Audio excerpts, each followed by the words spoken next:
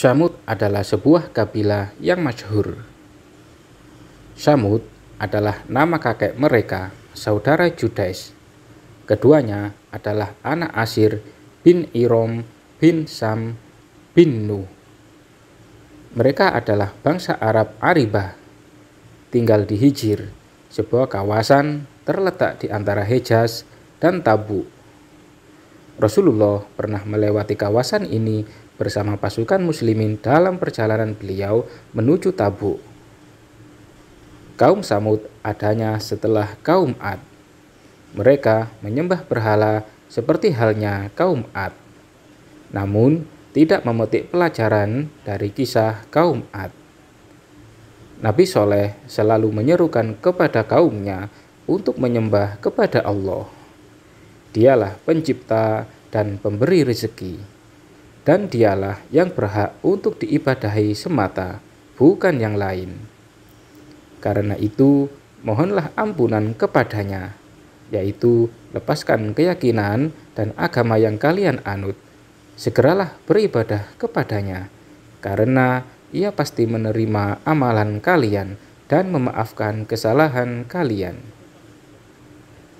Setelah Nabi Soleh menasihati dengan lembut, kaum Tsamud berkata, "Sesungguhnya kamu adalah salah seorang dari orang-orang yang kena sihir." Sebagaimana terdapat pada Quran Asy-Syura ayat 153. Engkau hanyalah manusia seperti kami. Quran Asy-Syura ayat 154.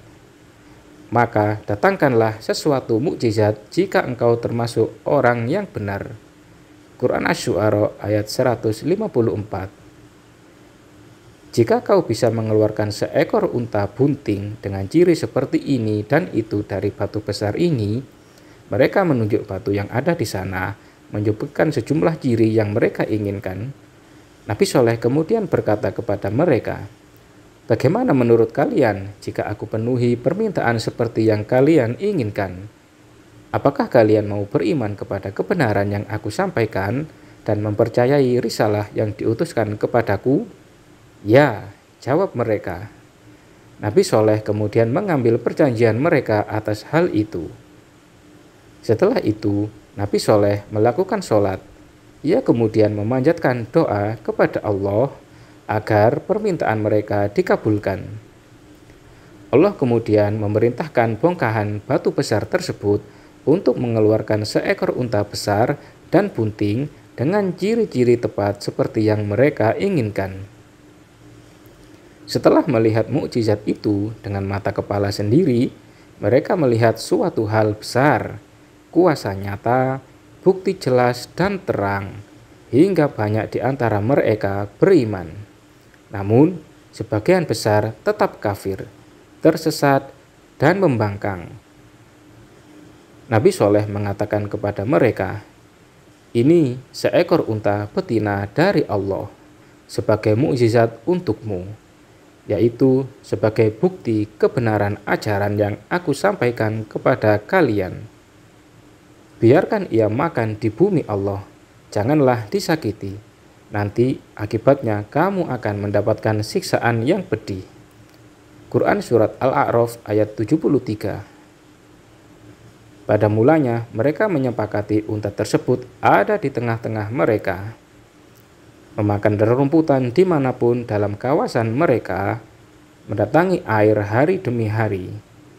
Saat datang ke tempat minum, unta meminum air sumur kaum Tsamud selama seharian, sementara kaum Tsamud menunda keperluan air hingga hari berikutnya.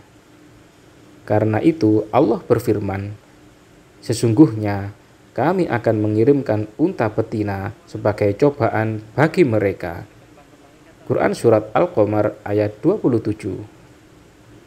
Setelah situasi ini berlangsung cukup lama, akhirnya para tokoh kaum Tsamud berkumpul dan kesepakatan tercapai untuk menyembelih unta tersebut agar mereka merasa lega dan tidak lagi terusik, agar mereka dengan leluasa memenuhi kebutuhan air, dan setan pun menghiasi perbuatan buruk mereka ini hingga terasa indah bagi mereka.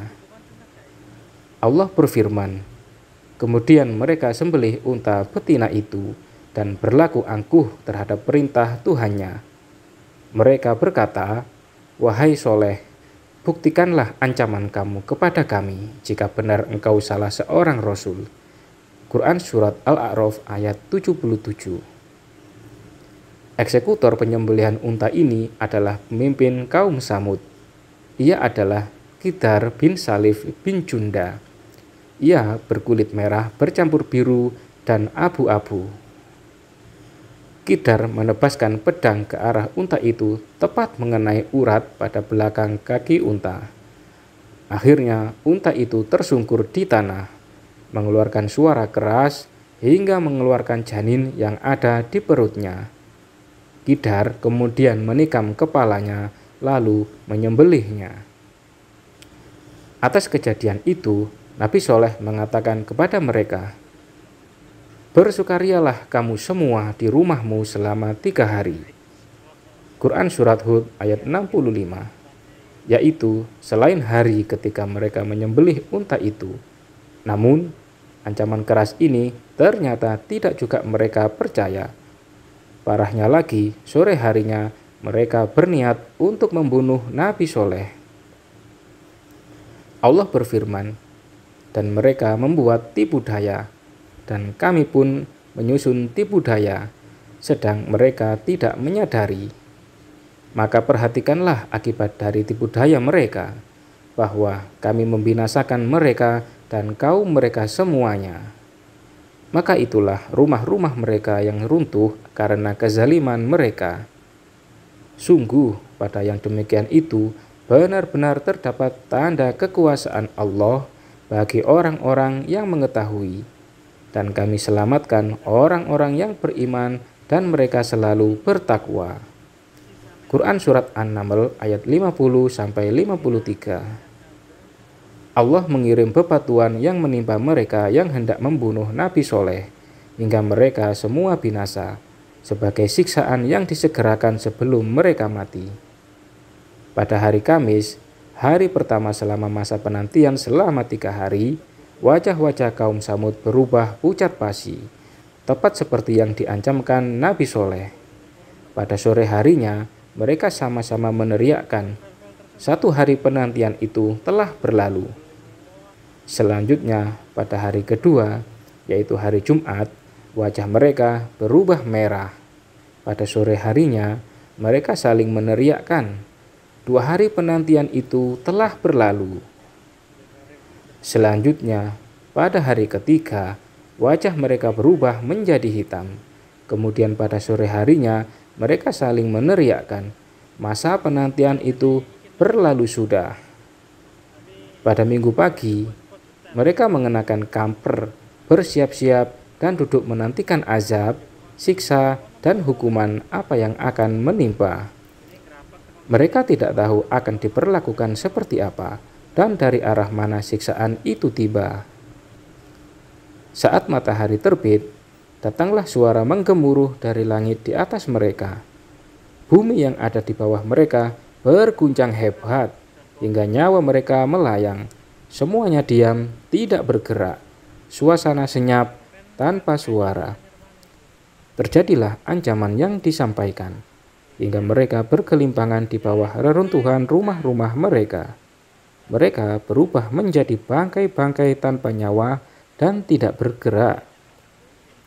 Allah berfirman, seolah-olah mereka belum pernah tinggal di tempat itu, yaitu seakan-akan belum pernah menempati negeri itu dengan keleluasaan rezeki dan kekayaan. Ingatlah, kaum Samud mengingkari Rob mereka. Ingatlah, binasalah kaum Samud. Quran Surat Hud ayat 68. Wallahu a'lam bishawab.